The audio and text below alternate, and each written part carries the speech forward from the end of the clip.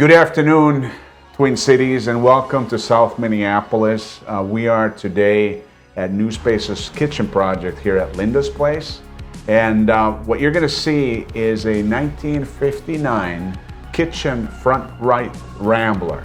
We see a lot of these projects, and what I really like about this one is you're going to see an original 1959 home and its kitchen with a nod to that original architecture. A lot of times in our work, we move things around, we open things up, and a lot of times you see only the open concept kitchen projects. In this one, we're gonna take you to 1959 and see what we did to transform this to support and help Linda do everything she wants to do in her kitchen today. So come with me, we're gonna talk to Courtney, and we're gonna talk about what our design team did here to help Linda live better.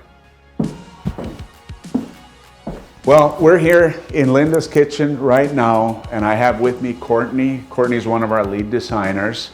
And what we're gonna do is we're gonna take a few minutes, we're gonna talk through the different things that changed here. And I urge you, as we're having this discussion, when you look at the before picture, how that translates into the new, take a look and really see how we still kept that nod to the 1950s still intact. But Courtney, so this space, we haven't changed it, we haven't moved the walls out, we haven't opened things up, but still it feels like it's so much roomier.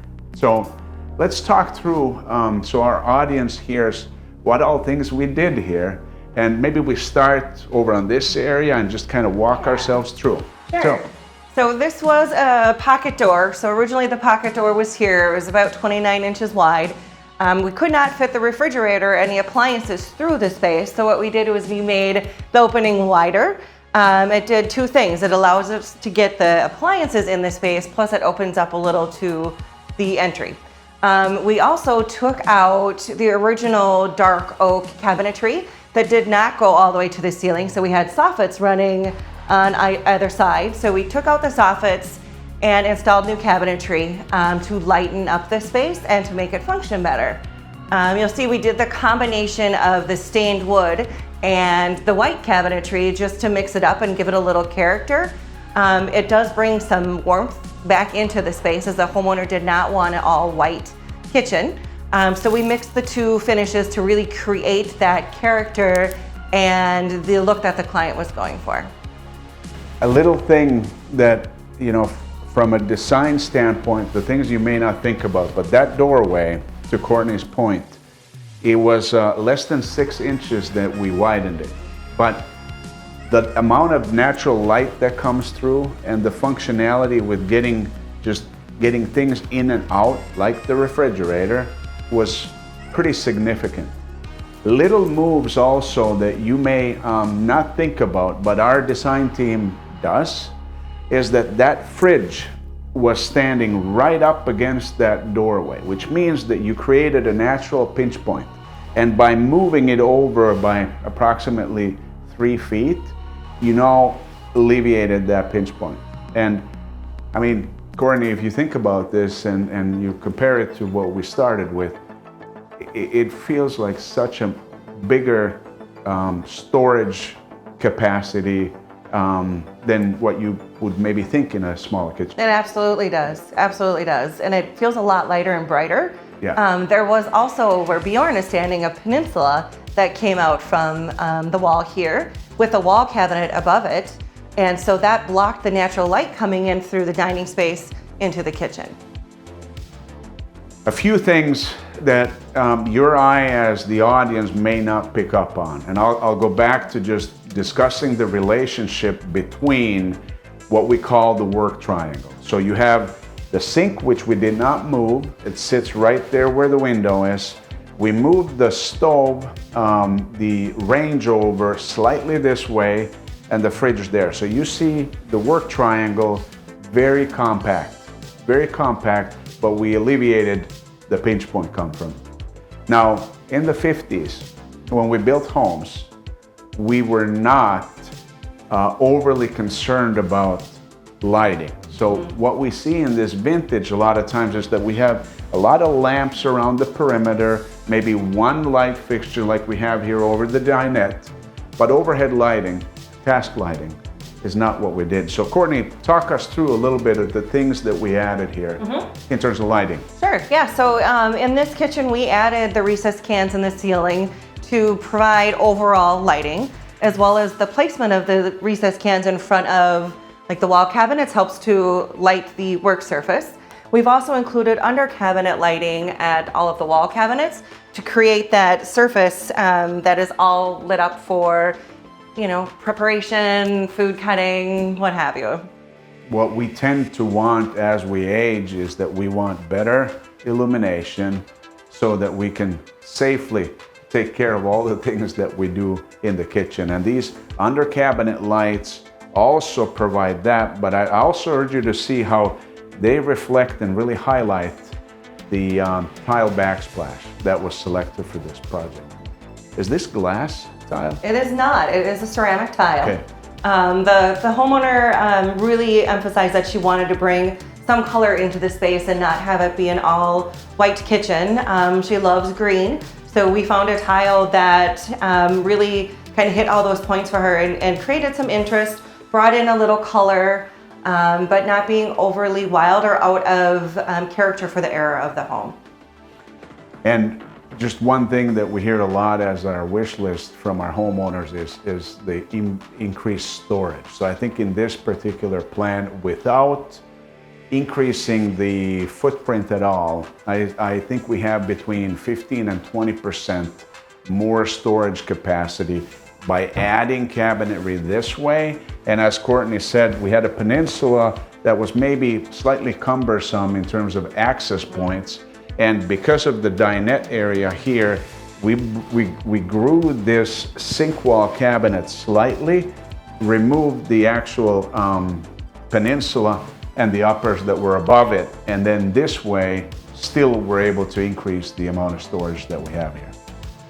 Countertop selection here, we use a lot of quartz. We do use a lot of quartz, yeah. This is a quartz. This is a quartz, yes. Quartz is great in a kitchen. It is non-porous, it's antimicrobial. You never have to seal it.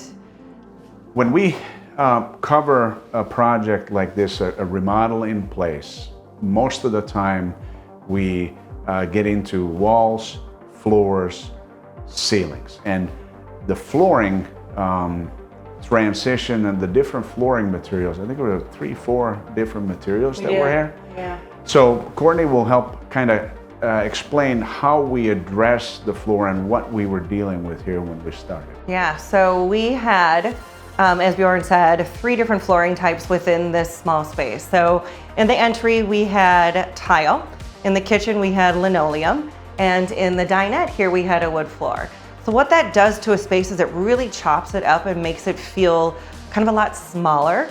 By doing a cohesive floor that runs through the space, really helps to create flow through the space, as well as to make the space feel a lot larger than it actually is. So it visually appears to be a larger space rather than having the 3 different chopped up floorings. So to our audience, just a couple of, I think you hit on 3 really important things. So when you think about a smaller space to begin with, when we remove obstacles or protrusions from the ceiling, like the upper cabinets around over the peninsula, we allow that natural light to flow. When we appoint the floor with a continuous floor, visually your eye travels easier and it feels like a larger space. So even though we did not do a room addition in this 1959 kitchen, we did not open up the space to adjacent areas, the space feels much roomier, and we brought the cabinetry all the way to the ceilings. In these 50s, 60s properties, and the reason people fall in love with them is because of special features. It may be coved ceilings, it may be a number of things. In this project, there's 2 of them here in the kitchen, and Courtney will walk us through what they were, but I'll give you a hint, it's that way. Yeah, so the beautiful china cabinet in the corner here was originally the dark oak to match the rest of the cabinetry in the kitchen. It adds so much character and really speaks to the era of the home. So we thought it best to retain the cabinet and just paint it the same color as the kitchen cabinetry, so there's, again, that cohesion within the space. It really does highlight it and accent it a little more than it did when it was the dark cabinet, and just a great way to display all of the pretty little china or glasses or what have you.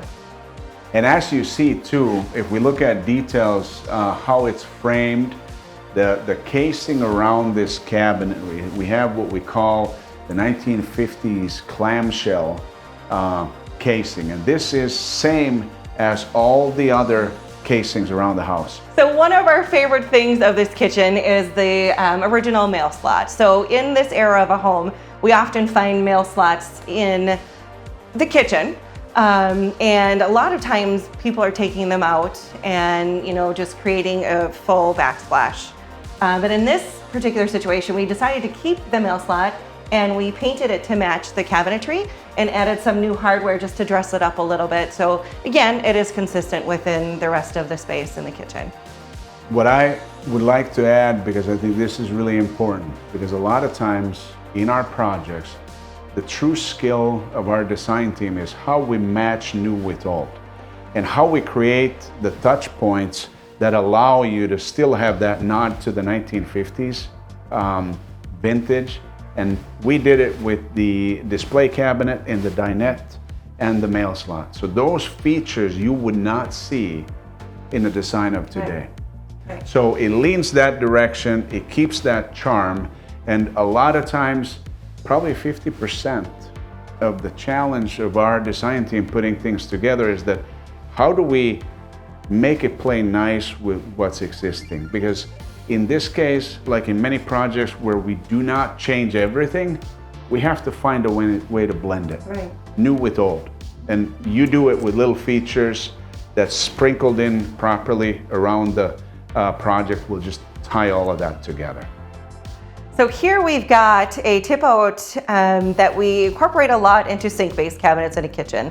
This provides additional storage for those things that you don't want to see out on your countertops or in your sink, your sponges, your brushes, your drain plugs. All those things can easily sit in here. It's got a nice stainless steel basket, if you will, that will help to store everything without making a big mess out of it. And then next to that here, we've got a trash pullout. So we've got a trash pullout here, which we do a lot of in kitchens. One thing that we are seeing people trending a little more toward is that breadboard incorporated into that same cabinet over the garbage. So here you can do your prep, and swipe it all right into the garbage can. Kitchen design in general is not just about pretty surfaces. It is about function. It is about how to make your life easier. So little details. I can't stress enough the amount of time that our designers take with the clients to really work through and walk through all the work items that they do and little things to make it easier. Every client's unique. Everybody has their own kitchen rituals, the way they work in the kitchen that have to be taken into consideration. And so because we did move the refrigerator away from the door opening to lessen that pinch point, gave us an opportunity to create an area where we can do a pantry. And in this pantry, we've included roll-out shelves. So we've got roll-out shelves on the bottom. And then what we also did, because as you get a little bit higher with the cabinetry and they are deeper, we've incorporated rollouts that are a little higher that allows access to the very back of the shelf. It looks like Linda, in this case, she has her Tupperware, which is one really focal point when we talk to our clients. Absolutely. And we start reviewing their Tupperware situation. Right now it's highly organized. Every lid has its own counterpart and well organized. That helps you keep track of everything in your kitchen. Thank you for spending time with us here in South Minneapolis at Linda's home. What you saw today was a very tastefully remodeled 1959 property that gives you an idea of what you can do in your home without opening things up, without moving things around drastically. This is a perfect example of a well-executed kitchen remodel with major features being added without blowing everything up and starting over with everything. This is what we do, and we do it very well. I encourage you to go to newspaces.com and see other virtual happy hour home tours. We do these monthly, and for you out there who are thinking about maybe there's something you want to do to help you live better, come check in with us and schedule a consultation. Courtney, Jamie, Allie, Sophia, and our entire team are standing by, ready to help you live better. Thank you for spending time with us today.